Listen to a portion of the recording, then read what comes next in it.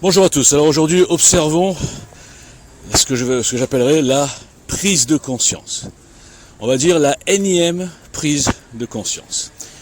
Après chaque acte odieux, symbolique, là c'est vraiment symbolique, triplement symbolique, je parle de la décapitation de Samuel Paty, nous avons tous les impuissants, je dirais, volontaires, qui depuis 25 ans ont fermé les yeux, qui depuis 25 ans nous ont truqué les chiffres du nombre d'étrangers, du nombre de musulmans, du nombre de clandestins, bon forcément ça c'est un peu normal, ils ont tout truqué pour que personne ne s'aperçoive de rien. Ils n'ont jamais agi, ils ont toujours parlé, et ils se permettent, je parle par exemple pour François Hollande, Jean-Marc Ayrault, enfin j'ai vu des gens à l'hommage, mais vraiment c'est une honte. Il y en a, c'est du niveau de Mélenchon aux obsèques de Mireille Knoll, hein, c'est du même niveau. D'ailleurs Mélenchon, j'ai pas vu s'il était là, enfin bref.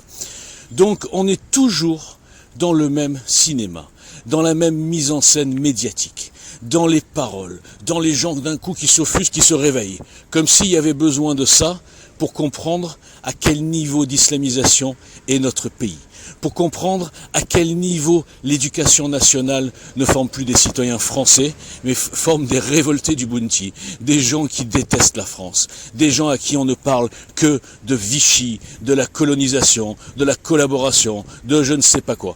Donc ça veut dire, de l'esclavage aussi, voilà.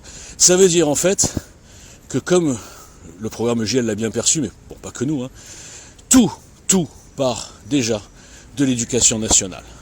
Et il va y avoir une réforme extraordinaire, parce que là, ça ne sera pas des mots, ce sera des actes. Quand je dis il va y avoir, c'est quand le président EGL sera élu, vous l'avez compris. Et je ne suis pas au second degré. Donc on va repartir de la base. On va arrêter de nous truquer sur les chiffres, de nous endormir. On va bien sûr autoriser les stats ethniques. On va arrêter de nous dire qu'il y a 2 millions ou 3 millions de musulmans en France, alors qu'on sait très bien qu'il y en a exactement 4 fois et demi plus. Alors maintenant, petite parenthèse sur ça. Vous savez comment ils comptent les musulmans dans les statistiques des socialo-progressistes, dans les médias les médias d'État, on va dire, depuis quelques années. Donc en fait, il faut pour être considéré comme un musulman, je crois qu'il faut faire les 5 prières par jour. Et là on dit ah oui, les musulmans. Ok, donc là évidemment, dans ce cas-là, il y en a peut-être 2,5 millions. Hein.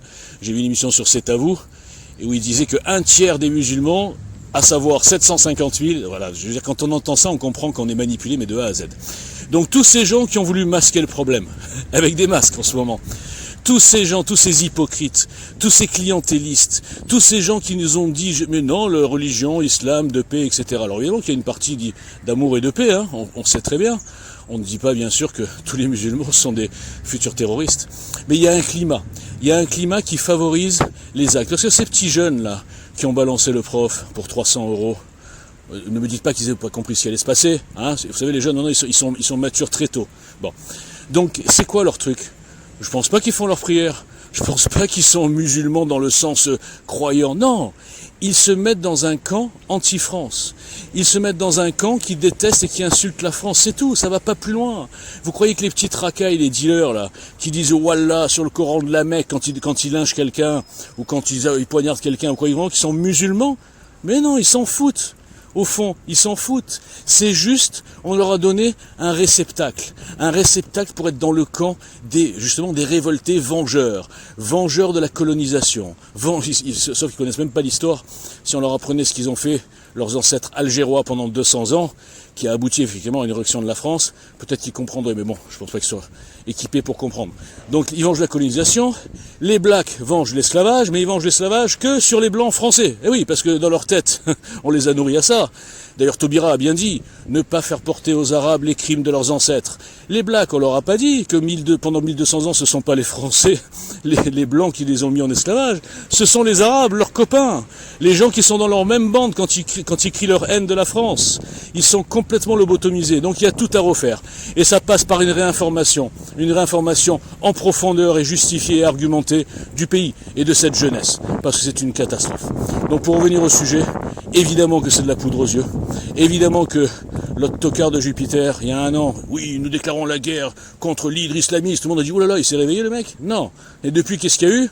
Ils ont fermé 4 mosquées salafistes, alors qu'il y en a 500 identifiés avec des propagateurs de haine. Et quand on veut les expulser, ça passe par des commissions, des machins. Ça met 1 an pour les expulser. Et encore à la fin, ah ben non, les droits de l'homme, non, on les expulse pas. Mais jusqu'où on va se suicider? Jusqu'où ce pays va se suicider par la faute d'une caste politique de tocards, de lâches, de clientélistes? Et vous avez encore confiance dans ces gens? J'entends les républicains qui vont se refonder, se reconstruire, construire une droite forte. Mais de qui se moque-t-on dans ce pays? Cette classe politique est la plus pourrie du monde, et la plus incompétente, et la plus lâche. Il faut la casser, cette caste politique. Et ça doit venir de quelque chose d'autre, d'un OPNI, avec des personnalités médiatiques, bien sûr quelques politiciens, et c'est le plan de JL depuis 2017. Voilà. Qui peut dire aujourd'hui que cette classe politique est à la hauteur? Qui peut dire aujourd'hui qu'il y a une solution dans la classe politique pour battre Macron et sa clique? Personne. Vous le savez tous. Donc il est temps de se réveiller. Merci.